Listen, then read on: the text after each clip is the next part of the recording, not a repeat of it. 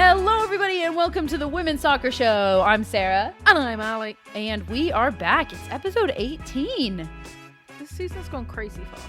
Crazy fast. I honestly don't even remember when we started it.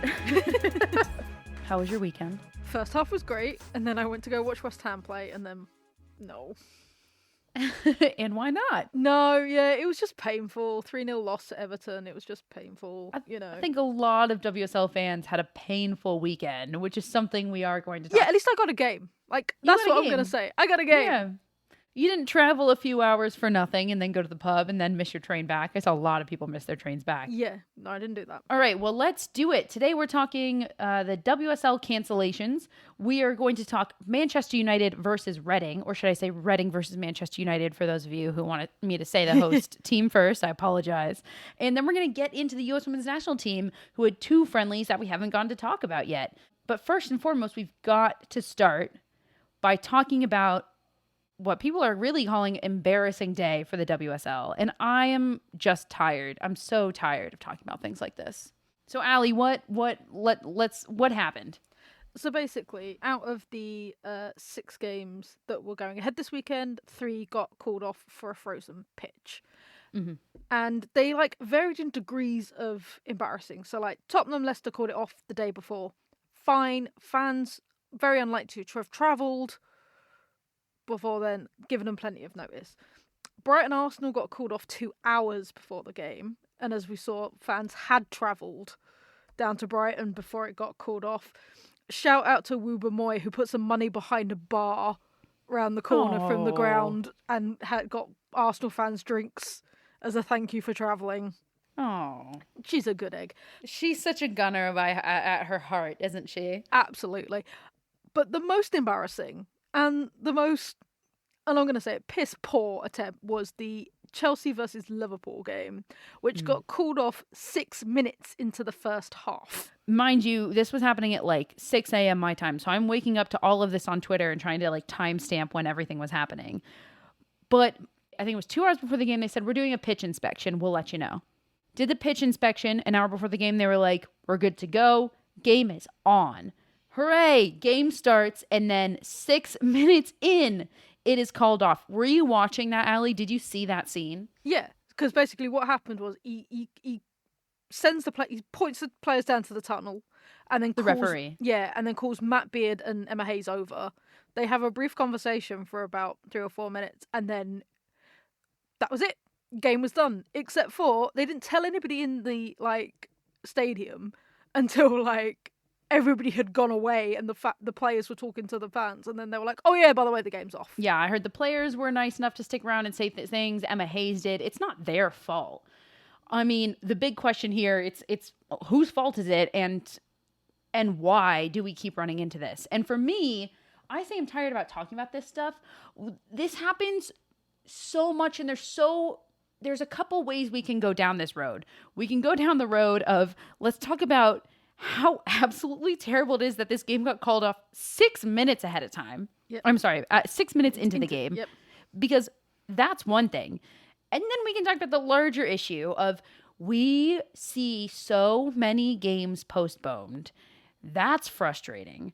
And so there's 2 ways. It's the fact that they're being postponed and when they're being postponed.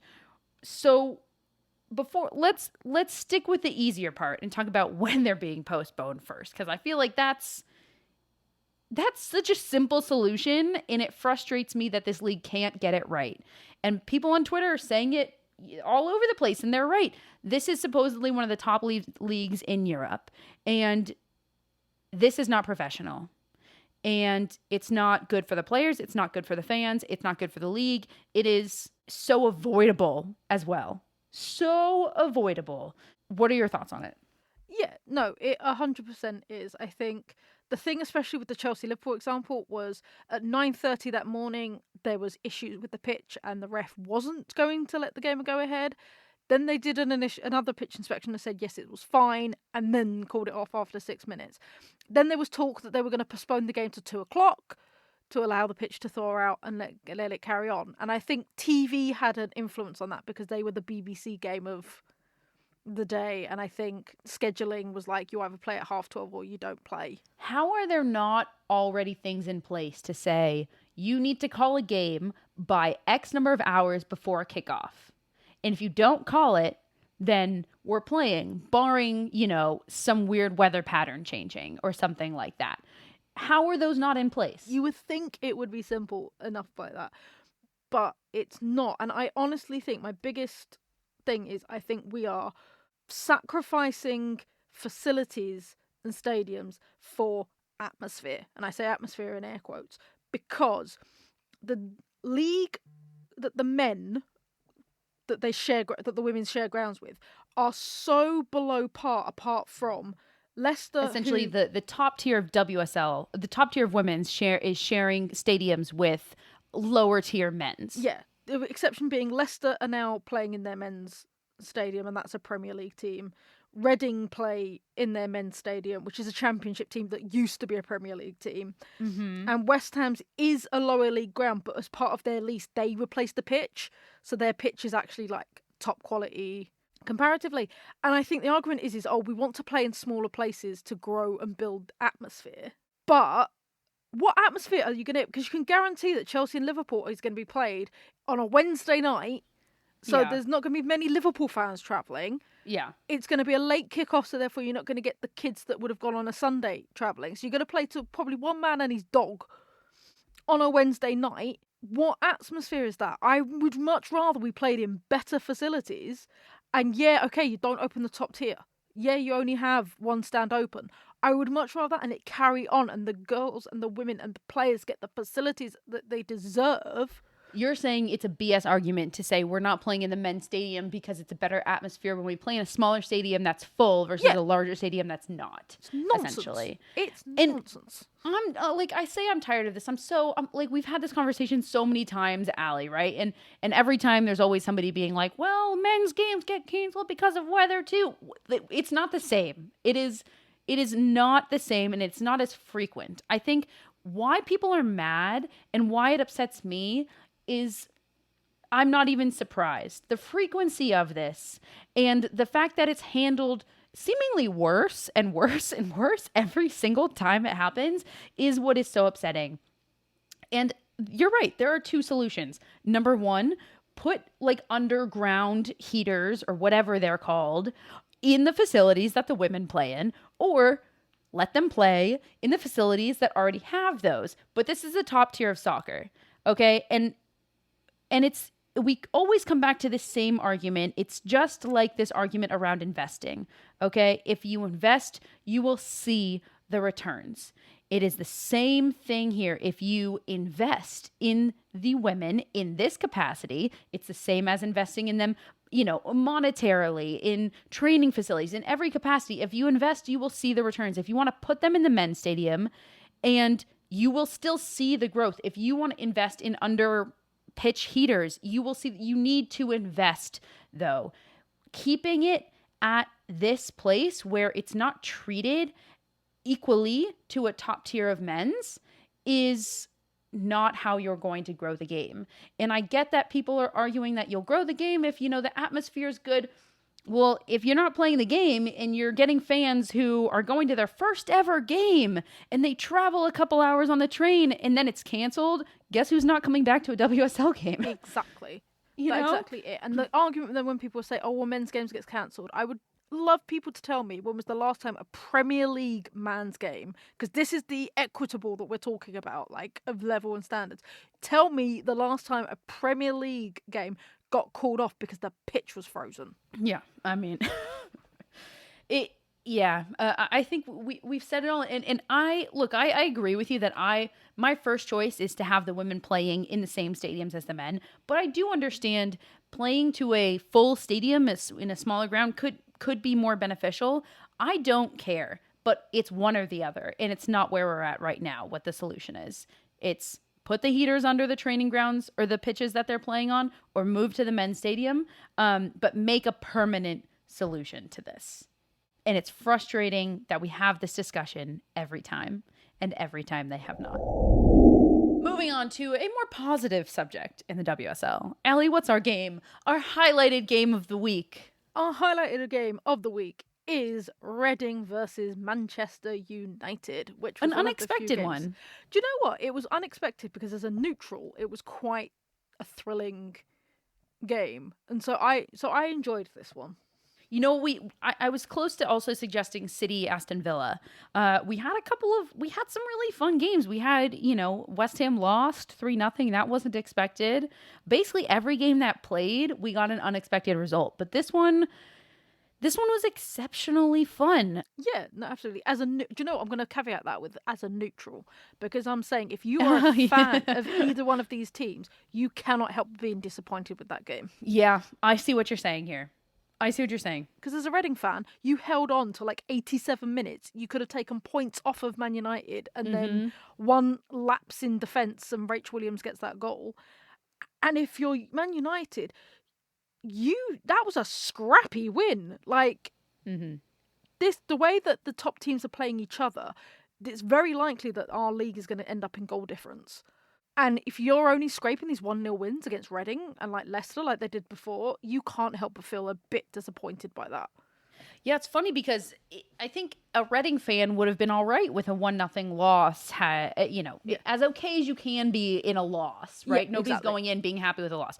But a Reading fan, if you were to say, hey, you're going to lose to United, it's only going to be 1-0, they'd be like, okay, like, so would it be a good game? But how Reading played, why this game was so fun is like these stats and I think what people might think if they look at a 1-0 win for United, they might look at it and say, well, United dominated and put one away, and that was kind of it. Absolutely not. Nope. Absolutely not. I want to spend a minute on Reading first, if that's all right. Yep. Because truly, these stats don't really tell the story of the game. It really did feel, in many moments, that Reading had United on the ropes, that they were about to take the lead multiple times. They created so many chances on goal. Specifically, I want to call out Emma Harries of Reading. Yep. Really, really challenged Mary Earps throughout this entire game. Yeah, absolutely. And we've called out her before, but Rachel Rowe as well was absolutely phenomenal. Always. She always is for Reading. She always is for Reading, right? Yeah, but like they had some insane like shots that, again, if it hadn't been for Mary Alexandra Earps, they would not have kept that clean sheet, because stunning. Yeah, Mary Earps showing why she is one of the best, if not maybe the best goalkeeper in the world right now. She's the first WSL goalkeeper to get 50 shutouts for her team. There you go, fact for you. I like my little factoids, but yeah, she's the first goalkeeper to get 50 shutouts for her team, which just shows you what a phenomenal talent she is. In fact, I would say that both goalkeepers are like my players of the match, because again, Jackie Burns for Reading, we already knew she was a phenomenal talent from the Euros and Northern Ireland. She's come over to play WSL football for Reading. She's gone in because she was originally supposed to be keeper number 2 because of Grace Maloney. She's had to step up because of injury to Maloney. And again, the saves that she made, like, even the goal I wouldn't say is her fault, because her defender should have done better. I couldn't agree more. I think the one place Reading broke down actually was in their back line. United was able to break them between the lines and play those split balls. And when they had runners on the front line coming across, the back line of Reading couldn't handle it. And that was the one place they broke down. So that goal really, it wasn't her fault. But overall, defensively, Reading did absolutely a fantastic job of forcing United backwards. So much team defense and forcing them back and forcing United to play quickly. I mean, the only reason United was able to score is through breaking lines, and that's because they had to maintain a deeper possession. Or getting them out wide when they're trying to go straight on and stuff like that. It was just pushing United out of their preferred positions, which not many teams can do. Let's talk about that goal. Let's talk about the goal. Have to talk about it. So it's Rach Williams, who is a defender by trade. I want to make that clear. She's also not a fan favourite with the Man United fans. Yeah, I don't know why. I don't know if it's because they feel like they signed her and she's a little bit on the old side, or if they think she might be just one of Skinner's favourites from previous coaching. I don't know. But like, It's one of those things that they have. Correct me if I'm wrong, Man United fans, and I know you will, but they have chance for pretty much every footballer apart from Williams. It was an unexpected sub, I have to say. At this point in the game, you're not expecting Garcia and Paris to come off the field to make way for Rachel Williams and Martha Thomas. Rachel Williams specifically, actually. Exactly, yeah. So you don't think it. And then she gave her basically herself the own assist because she's trying to ping the ball into the box. This is her first touch of the game. Pretty much, yeah. Trying to ping it into the box. It hits a Reading defender back to her feet. She went, might as well do it myself, and dribbles around a couple of players and then rocket top corner. This is just a case of Reading shooting themselves in the foot. Bad clearance, and that's it. But good on, I mean, it was a fantastic goal. You could feel it coming. And good on Rachel Williams. And I do think at the end of the day, this result does indicate, United did deserve to win that game. A missed penalty kick from Katie Zellum, that would have been a bad way to go down, with a missed penalty kick going down 0-0. So, I mean, good on Rachel Williams. Maybe this earned her a little bit with the United fans. And I will just say, and Man United to take note, historical note, because I'm going to say something nice about Katie Zellum, in the fact that you can't shade her, because there's going to be a lot of things, oh, she missed it. She didn't. She took a great penalty. It was a great strike. It's just Jackie Burns knew where she was going and managed to save it, and then got straight back up to save the follow-up. Like, that was more a case of a showcase of great goalkeeping than it is about your captain missing. Is the honest answer. And at the end of the day, no harm, no foul. Exactly. I want to say about Manchester United, because, you're saying that fans might be disappointed. I don't think so. They got the 3 points, and I saw a lot of good.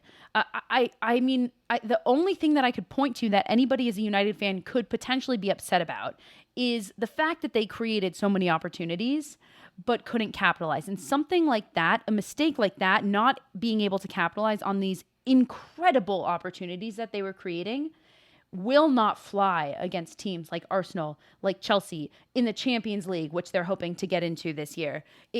That is a way to shoot yourself in the foot if you don't capitalize on those chances. And other than that, though, other than that one last part, which, by the way, we've seen them do, so it's a kind of a one-game fluke, I thought that they looked the best that I've seen Manchester United look ever. Wow. That I've ever seen them play. Big words, big praise. I'll tell you why. I think that they've developed in a key way that was missing before, and that is how the back line can play with Hayley Ladd and how they're able to keep possession deep in their own half. They haven't been a team that's really ever been able to do that, that's relied on a 6 to keep that possession. But Reading was forcing them backwards, and instead of trying to force the game into something it wasn't going to be, they said, okay, we'll take it. And they played possession in their back line. They were able to build, and I've never seen them play so quickly. They've really developed just incredible chemistry with each other, knowing where each other will be, quick 1-2 passes. They have developed into a team that is not only in contention, but I fully believe can win this league. Wow. That's based on this result. That is based on this result. I will say also based on this result that if they do get into the Champions League next season, which is a high possibility that they will, invest in an out-and-out striker. You cannot keep relying on Russo, because you are missing that pairing, and unfortunately Keita's How is Russo not an out-and-out striker? But you need more than one, because you can't keep relying on her, because she was... You mean like a sub? Or you mean somebody then other than Martha Thomas? Yeah, because Martha Thomas... No. Nikita Paris isn't hitting where she should. You're not playing Leon. You're not playing other teams. You need another, because Russo still hasn't signed that contract. We've got to remember that. She's still not signed that contract. So either she's holding out for the money she is worth, or she's moving on. So you need to start looking now at who you She needs to go get that money that she's worth, for the record. For sure. And I couldn't agree more. I feel like what you're saying is a lot of actually what we have said about, like, the Australian national team, for example. You're only going to go so far if you have one person who's scoring your goals. Exactly. You need more than that. You need 3-4 players who in these situations can put goals away, and maybe that's why we weren't seeing finishing this past game. I 100% agree with myself. I agree with myself and you too. Can you imagine how annoying that sounds? I agree with myself. Let's move on. Let's go around the world, around the world. I warmed up my vocals that time. Over to Scotland. All three of the front runners won this week, keeping the title race very much alive. Glasgow City are 5 points clear of the nearest rival Celtic. However, Rangers are only 2 points behind the white and green hoops and have a game in hand. Over to France in Division 1 Arkema. In an absolutely thrilling game, PSG ended up drawing with Fleury 91 4-4, despite leading the game twice. Lyon have gone to the top of the league as they won on Sunday, but it is still all to play for in this division.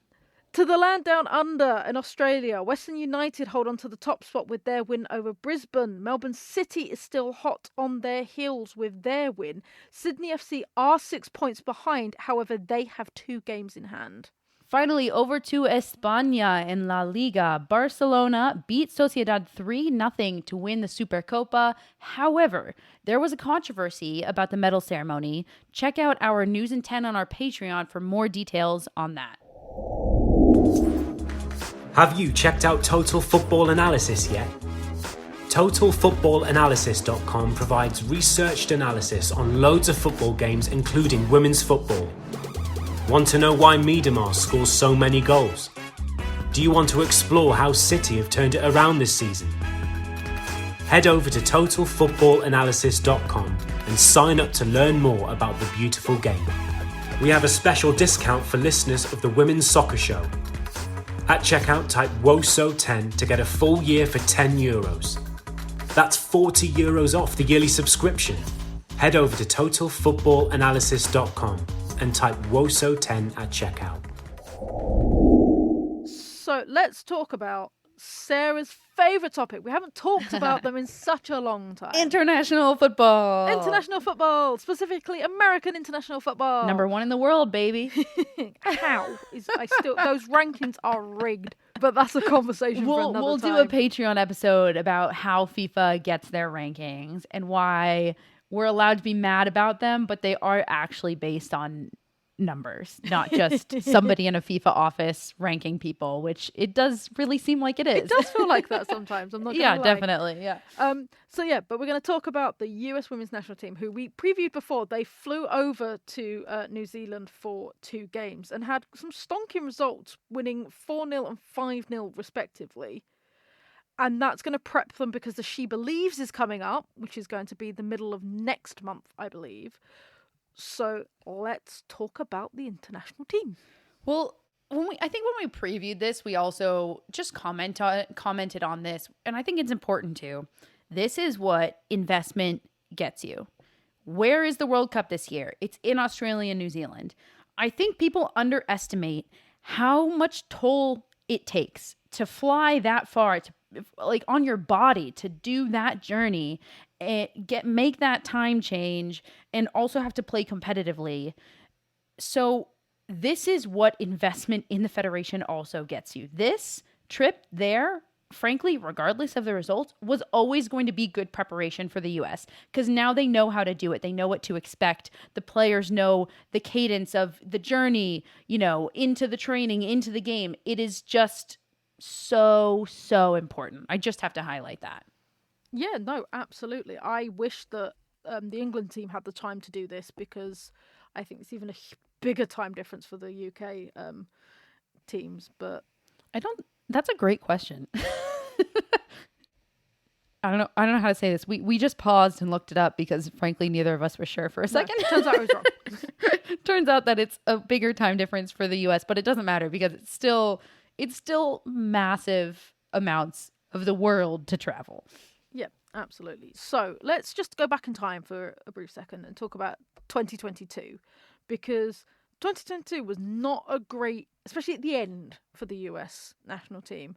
A lot of fans were very, very concerned. They were very agitated by, you had a couple of losses and then did you get some wins towards the end, but they weren't particularly convincing. There were some alarm bells ringing, that is for sure. and lots of calls for Vlatko out, which was not going to happen before a World Cup. So, sum it up. 2022. Where were you as a fan? At the end of 2022, this is a good question. I was back and forth. I was wavering. I was trying to be positive. I think if I were to put it on a scale of 1 is not worried, 10 is really worried, I was probably at a 5.5. I was in a 5, but I was starting to tilt towards this doesn't look great. And I know there's a lot of factors and we can still turn it around and, so on and so forth. But let's be honest here. There's a lot of work to do and there's not a lot of time. I think that's where I was. Where I am now after watching these games, I'd put myself maybe in the middle. I'm maybe at a 5 or a 4.5. I'm a little more towards I just think there's the not worried side. We had a lot of positives come out of these last 2 games. Slightly controversial question, but would you have rather that they'd played Australia than New Zealand? Yeah, in these games as absolutely as a bit more of a test, because New Zealand are quite a few points in the aforementioned rankings. Absolutely, and it's like you said, it's no disrespect to New Zealand. It's just simply the Matildas are and proven to be a better team, and any chance you have to test yourself against a better team, I definitely think that would have been. I would have preferred that, but you get what you get. So, but it was a good test for the US, I would say, because they need as much playing time together as they can get, because we're trying to solidify that formation. We're trying to solidify who's going to be in the starting 11. And there's a lot of new players. That's a good point. They just need more time together. A lot of what we were seeing in 2022 is they couldn't find each other because they didn't know where each other were going to be because they literally hadn't been on the field together. And that was a big part of it. So what would you say the big positives that came out of this, apart from time zone building and awareness? Apart from doing the whole journey, I think a really big one was mentality and intensity. And I say that because that was the biggest red flag at the end of 2022. The U.S. women's national team is synonymous with this never lose, never die, we will do anything we can at any moment of the game to win mentality. And we have seen that on the field throughout the history of the team. And for the first time in a long time, and maybe ever, that was missing at the end of 22. And I think that's what sounded a lot of the alarm bells, frankly, more so than who's playing the number 6. We don't like what Vlatko's, more so than all of that strategic talk. That was what mainly made people like me go, oh, something is really wrong right now. If the core identity of the team is being questioned like this. And what made me feel good about these games is that we saw that mentality come back. It was a slow start to the first game, but once we got into that second half, mind you, that first game, we went into halftime tied 0-0. Okay. And that second half scored 4 goals, and we saw that mentality. We saw that intensity. We saw that, that this is not good enough mentality that we're used to seeing from the U.S. And we saw that carry out into game number 2. For me, that was the biggest positive that came out of this game, and probably the biggest win they could have hoped to take out of these games. I was going to say, for me, I have to say one big positive is what I've been calling for since the end of 2022, which is Germa and Sauerbrunn. Yeah. I wanted it. I've needed it. You love yourself the Brune. I love Brune. And I think that because obviously, let's talk about it. It's going to be probably her last tournament is the World Cup. Yeah. Let's be honest. And I want her in that starting position with that leadership at the back, and her and Germa together is just chef's kiss. It is beautiful. I couldn't agree more. I mean, we've said this multiple times on the podcast here, many, many times throughout the year of 2022 last year. And I get why Vlatko wanted to try Alana Cook and Naomi Germa together, see what happened. But at the end of the day, we knew one of them was going to be paired with Becky Sauerbrunn, right? And this was the correct decision. Naomi Germa is an absolute star. She's the future of the center backs here in the U.S. women's national team. She proved herself as a leader in the San Diego Wave. I can go on and on and on. I totally agree. I'm psyched about this pairing, and I'm excited to see them continue to build a partnership together, because this is just the beginning of it, and they don't have a lot of time to do that. No, but I want that cemented. If you're hearing us, Blackcoat, Yeah. those are the two you need to keep in unless there's injury. And I'm going to go a step further and say the whole back line makes me excited. Crystal Dunn on the left, Becky Sauerbrunn, Naomi Girma, and Emily Fox. That is just, I mean, it makes my heart flutter. Emily Fox, also somebody who's going to be the future of the U.S. women's national team. I can't say enough about Crystal Dunn. We've said enough before, right? That whole back line, I would say. And I'm going to finally add on, it was beautiful to see just some depth at the front three again. From injuries, from pregnancies, from everything, it felt like for a moment that fell off. And it was really nice to see Swanson, formerly known as Mal Pugh, now known as Mal Swanson, which is just so weird. I was going to say, I was so confused because I'm reading your notes and I'm like, who the hell is Swanson?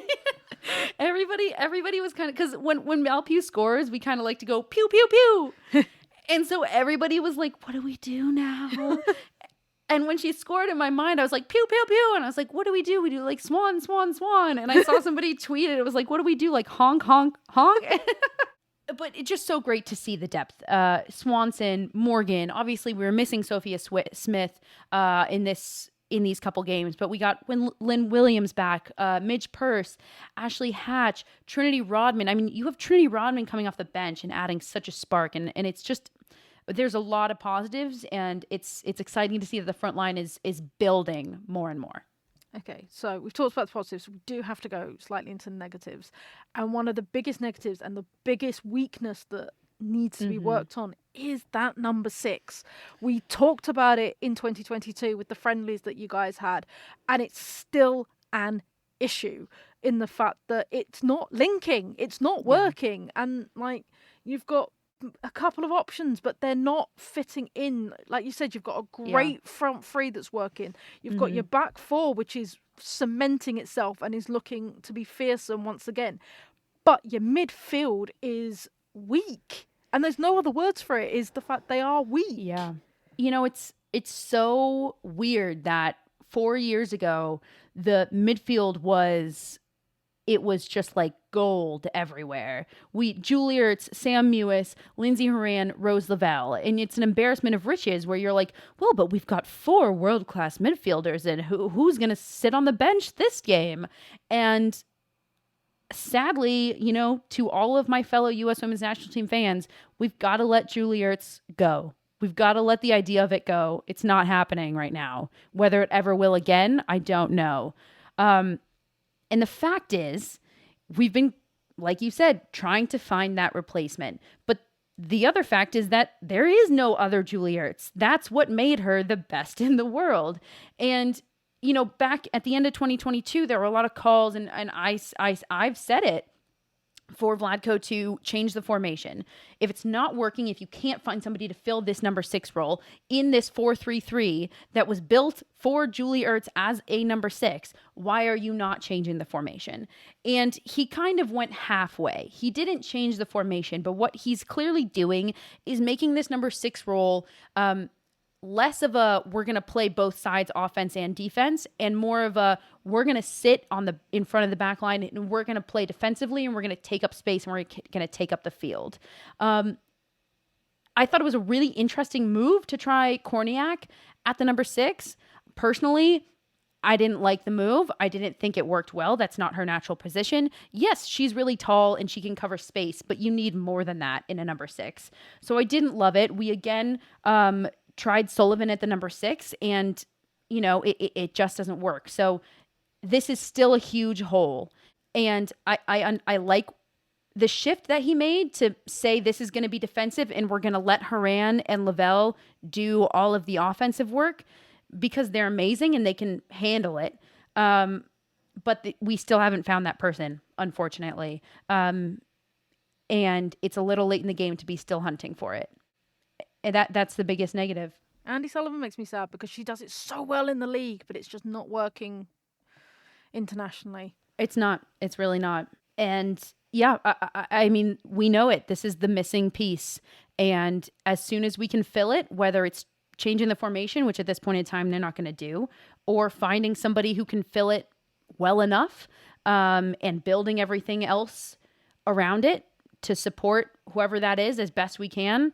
That's where we're at. That's where we're at. Well, we've got She Believes Cup coming up in mid-February. Also Arnold Clark Cup. We're not going to shed any light on those now. We'll cover those in later episodes as we approach them more. And that's it for us here for this episode of the Women's Soccer Show. I've been Sarah. And I've been Allie. Thanks, everybody. Good night.